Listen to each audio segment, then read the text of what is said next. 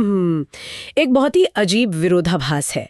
मतलब अगर किसी देश के मूल दर्शन का अर्थ ही सभी धर्मों का समान सम्मान हो, तो ऐसा क्यों है कि उसी देश के इतिहास में धर्म के नाम पर इतने गहरे और हिंसक टकराव देखने को मिलते हैं? हाँ, ये एक ऐसा सवाल है जो किसी को भी सोचने पर मजबूर कर दे। बिल्कुल।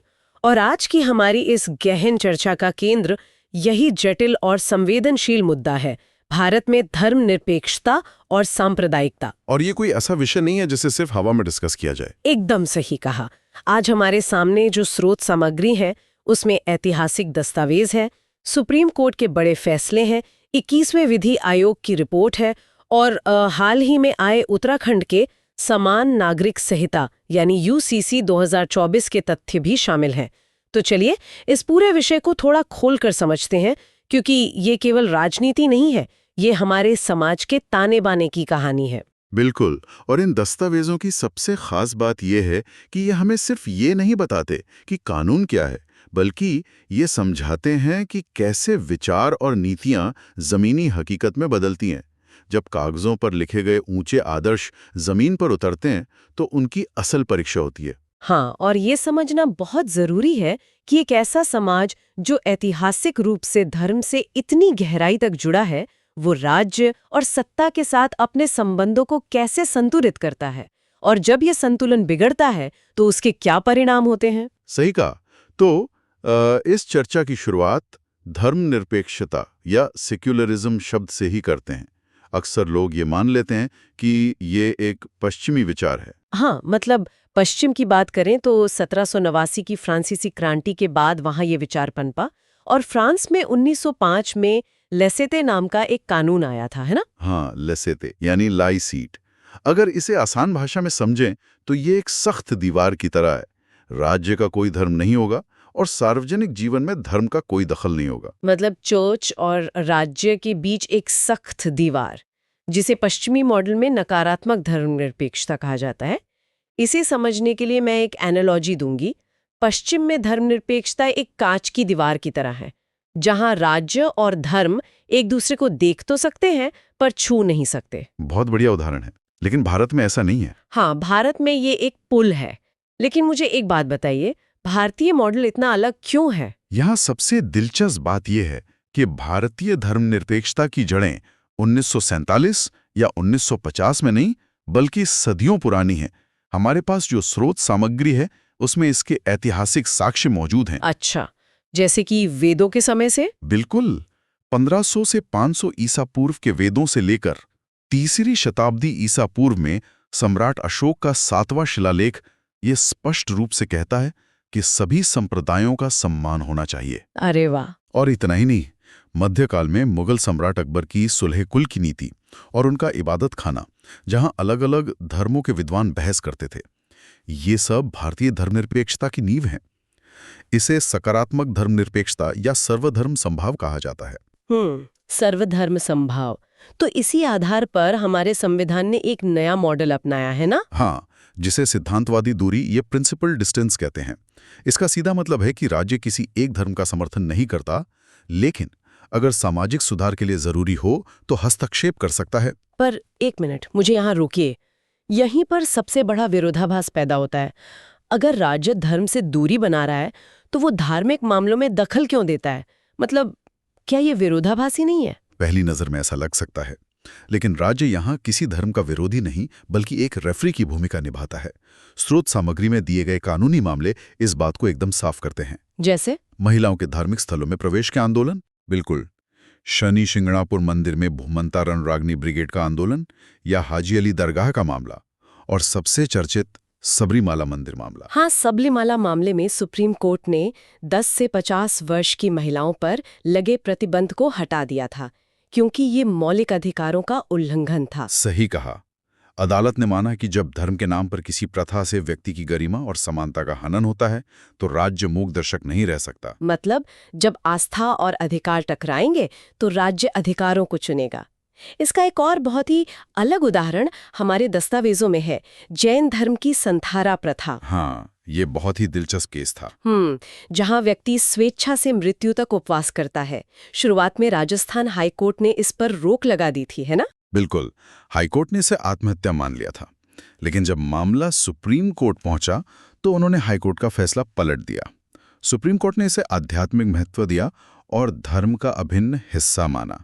ये दिखाता है कि राज्य सिर्फ सुधार के नाम पर अंधाधुंध हथौड़ा नहीं चलाता। हाँ, वो संतुलन बनाने की कोशिश करता है और जहाँ प्रथाएं शोषणकारी होती हैं वहाँ न्यायपालिका सख्त भी होती है, जैसे 3 तलाक का मामला। शायरा बानो बनाम भारत संघ 2017 का फैसला, जहां सुप्रीम कोर्ट ने 3 तलाक को असंवैधानिक घोषित कर दिया था। हाँ, क्योंकि ये महिलाओं की समानता यानी अनुच्छेद 14 और 21 का उल्लंघन था। लेकिन इस फैसले के बाद बहुत से आलोचकों ने सवाल उठाए। उनका तर्क था कि क्या इस तरह के न्यायिक फैसलों से अल्पसंख्यक समुदायों को ये नहीं लगता कि उनके अनुच्छेद 26, जो कि धार्मिक स्वतंत्रता का अधिकार है, उसका उल्लंघन हो रहा है? ये एक बहुत ही वैलिड सवाल था जो उठा था, लेकिन इसे कानूनी तौर पर एसआर मुंबई केस, जो 1994 में आया था, उसके संदर्भ में समझा जा सकता है। अच्छा, उसमें क्या कहा गया था? उस ऐतिहासिक फैसले ने धर्मनिरपेक्षता को संविधान का मूल ढांचा माना था। इसका मतलब है कि जब धार्मिक प्रथाएं जैसे 3 तलाक या महिलाओं का बहिष्कार व्यक्ति की गरिमा के खिलाफ जाती हैं, तो राज्य का हस्तक्षेप करना धर्मनिरपेक्षता को कमजोर नहीं बल्कि मजबूत करता है। समझ गई। यानी हस्तक्षेप व्यक्ति को बचाने के लिए है, धर्म को दबाने के लिए नहीं। और यही वो बिंदु है जहां से हमारी चर्चा व्यक्तिगत कानूनों यानी पर्सनल लॉज में सुधार से होते हुए देश के सबसे बड़े वर्तमान कानूनी विमर्श की ओर मुड़ती है, समान नागरिक संहिता या यूसीसी। बिल्कुल, यूसीसी पर आजकल सबसे ज्यादा बात हो रही है और हमारे पास इसे समझने के लिए 2 बहुत ही अलग-अलग स्रोत हैं। हाँ, एक तरफ 21वें विधि आयोग की 2018 की रिपोर्ट है और दूसरी तरफ हाल ही में लागू हुआ उत्तराखंड का यूसीसी 2024 कानून है। तो अगर हम पहले 21वें विधि आयोग की रिपोर्ट देखें तो उन्होंने स्पष्ट रूप से कहा कि अभी भारत को यूसीसी की आवश्यकता नहीं है। तो उन्होंने सुझाव क्या दिया? उन्होंने कहा कि हमें मौजूदा कानूनों में सुधार पर जोर देना चाहिए। जैसे उन्होंने नो फॉल्ट डिवोर्स यानी बिना गलती के तलाक की सिफारिश की। विधि आयोग की रिपोर्ट में एक और बहुत ही दिलचस्प बात थी जिस पे अक्सर ध्यान नहीं जाता। उन्होंने हिंदू अविभाजित परिवार यानी HUF प्रणाली को खत्म करने का सुझाव दिया था। हाँ बिल्कुल, और उसका कारण बहुत ही तार्किक था। क्योंकि उसका उपयोग मुख्य रूप से कर चोरी या टैक्स बचाने के लिए होता है। अगर समानता लानी है तो वो आर्थिक मामलों में भी तो होनी चाहिए। सही कहा आपने। अब इसके बरक्स और हम उत्तराखंड के यूसीसी कानून को देखें, जो भारत का पहला ऐसा राज्य कानून बना है। हाँ, इस कानून ने विवाह की आयु तय कर दी है। लड़कों के लिए 21 और लड़कियों के लिए 18 साल। बहुविवाह पर पूरी तरह रोक लगा दी गई है। लेकिन इसमें अनुसूचित जनजातियों यानी ST समुदाय को बाहर रखा गया है। और यही वजह है कि विधि आयोग का दृष्टिकोण कानूनों की समानता से ज्यादा अधिकारों की समानता पर केंद्रित था, जबकि उत्तराखंड का कानून एक रूपता पर ज्यादा जोर देता है। लेकिन उत्तराखंड कानून का एक हिस्सा जिसमें सबसे ज्यादा बहस छिड़ी वो था लिव इन रिलेशनशिप का अनिवार्य पंजीकरण। मतलब अगर आप लिव इन में हैं तो आपको रजिस्टर करना होगा। क्या ये निजता यानी अनुच्छेद 21 के अधिकारों का हनन नहीं है? अगर हम इसे बड़े परिप्रेक्ष्य से जुड़ें तो ये स्पष्ट होता है कि राष्ट्रीय कानूनी एकरूपता और सांस्कृतिक बहुलवाद के बीच संतुलन बनाना कितना नाजुक काम है। लिव इन के पंजीकरण को लेकर राज्य का तर्क है कि ये सुरक्षा के लिए है, लेकिन निजता की चिंताएं अपनी जगह बिल्कुल वाजिब हैं। बिल्कुल, हमने देखा कि राज्य धार्मिक विविधताओं और अधिकारों को कानूनी रूप से कैसे संभालता है। लेकिन क्या होता है जब राजनीति धार्मिक पहचान का उपयोग समाज को बांटने के लिए करती है? और यहीं से हम धर्मनिरपेक्षता के सबसे अंधकार में हिस्से की तरफ बढ़ते हैं, सांप्रदायिकता। अगर मैं एक रूपक का उपयोग करूं तो धर्म एक निजी कंपास की तरह है जो आपको दिशा देता है, लेकिन सांप्रदायिकता उस कंपास को एक हथियार में बदल देती है जिसका इस्तेमाल सत्ता हासिल करने के लिए किया जाता है। ये बहुत ही सटीक एनालॉजी है। समाजशास्त्री राम आहूजा के अनुसार सांप्रदायिकता वास्तव में धर्म के बारे में है ही नहीं, ये एक आक्रामक राजनीति विचारधारा है। मतलब धर्म सिर्फ एक बहाना है। बिल्कुल। समाजशास्त्री TK ओमन ने इसके प्रकार भी बताए हैं, जैसे अलगाववादी सांप्रदायिकता, जहां अलग राष्ट्र की मांग की जाती है, जैसे खालिस्तान आंदोलन, और कल्याणकारी सांप्रदायिकता, लेकिन ये जहर हमारे समाज में फैला कैसे? अगर हम इतिहास देखें तो 1857 के विद्रोह के बाद ब्रिटिश हुकूमत ने फूट डालो और राज करो की नीति अपनाई थी। हाँ, अंग्रेजों ने महसूस किया कि जब तक ये समुदाय साथ हैं, उन पर राज करना मुश्किल है, तो उन्होंने संसाधनों और नौकरियों को बांटना शुरू किया। और उसी से सर सैयद अहमद खान, मुस्लिम लीग और हिंदू महासभा जैसे ध्रुवीकृत समूहों का उदय हुआ। सही कहा। जब आर्थिक संघर्ष को धार्मिक पहचान के साथ जोड़ दिया जाता है, तो इतिहास की गलत व्याख्याएं और वोट बैंक की राजनीति सांप्रदायिकता को खाद पानी देती हैं। और इसके परिणाम हमने बार बार हिंसक रूप में देखे हैं। दस्तावेजों में दर्दनाक घटनाओं की एक पूरी लिस्ट है।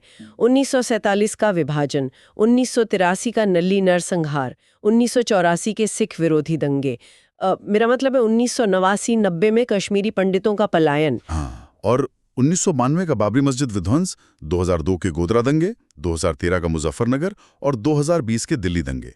ये सभी घटनाएं दिखाती हैं कि जब ये हथियार चलता है तो नुकसान कितना भयानक होता है। और ये नुकसान सिर्फ जान का नहीं होता। स्रोत सामग्री में विश्व बैंक की 2018 की एक रिपोर्ट का जिक्र है जो चौंकाने वाली है। जीडीपी वाली रिपोर्ट? हाँ, विश्व बैंक के अनुसार हिंसा के कारण भारत को अपनी जीडीपी का लगभग 6% नुकसान होता है। 6%, ये कोई छोटी रकम नहीं है। बिल्कुल नहीं। और ये सिर्फ आर्थिक प्रभाव है। एक और बहुत बड़ा प्रभाव है संस्थागत सांप्रदायिकता, जिसे हम इंस्टीट्यूशनल बायस भी कहते हैं, जैसे सचर समिति की 2005-6 की रिपोर्ट। हाँ, उस रिपोर्ट ने साफ दिखाया कि मुस्लिम आबादी 14% होने के बावजूद भारतीय नौकरशाही में उनकी भागीदारी केवल 2.5% है। ये एक ऐसा अंतर है जिसे नजरअंदाज नहीं किया जा सकता। तो इसका समाधान क्या है? मतलब क्या सिर्फ पुलिस सुधार और कानून बना देने से ये समस्या हल हो जाएगी? नहीं, सिर्फ कानूनी उपाय काफी नहीं है। कानूनी उपायों के साथ साथ सामाजिक आर्थिक असमानता को खत्म करना सबसे ज्यादा जरूरी है। जैसे क्या कदम उठाए गए हैं? इतिहास में 1961 में राष्ट्रीय एकता परिषद बनाई गई थी। उसके अलावा अल्पसंख्यक कार्य मंत्रालय ने 2006 में नई उड़ान और सीखो और कमाओ जैसी पहल शुरू की ताकि आर्थिक सशक्तिकरण हो सके। और जस्टिस वर्मा समिति का भी जिक्र है हमारी रिसर्च में, है ना? हाँ, 2013 की उस समिति ने मीडिया साक्षरता पर जोर दिया था। मीडिया आउटलेट्स को सनसनीखेज रिपोर्टिंग से बचना होगा और सबसे अहम, स्कूलों में विविधतापूर्ण शिक्षा लागू करनी होगी ताकि बच्चों में नफरत न फैले। यह बहुत महत्वपूर्ण है। तो अगर हम आज की इस पूरी चर्चा को समेटें तो यह समझ आता है कि भारत में धर्मनिरपेक्षता कोई बाहर से मंगवाया हुआ पश्चिमी विचार नहीं है। बिल्कुल नहीं। यह देश की विशाल विविधता को प्रबंधित करने का एक अनूठा साधन है। लेकिन जाते जाते मैं एक विचार छोड़ना चाहूंगी जो स्रोत सामग्री से थोड़ा आगे की बात करता है। बिल्कुल, बताइए। आज की चर्चा से ये स्पष्ट है कि ऐतिहासिक रूप से अफवाहों और गलत सूचनाओं ने सांप्रदायिक तनाव को बढ़ाया है। लेकिन आज हम डिजिटल युग में हैं, जहां एल्गोरिदम स्वाभाविक रूप से विभाजनकारी सामग्री यानी पोलराइजिंग कंटेंट को बढ़ावा देते हैं, क्योंकि वो ज्यादा एंगेजमेंट लाता है। हाँ, ये एक बहुत बड़ा खतरा है आज के समय में। तो क्या हमें भविष्य में एक एल्गोरिदम धर्मनिरपेक्षता की आवश्यकता होगी?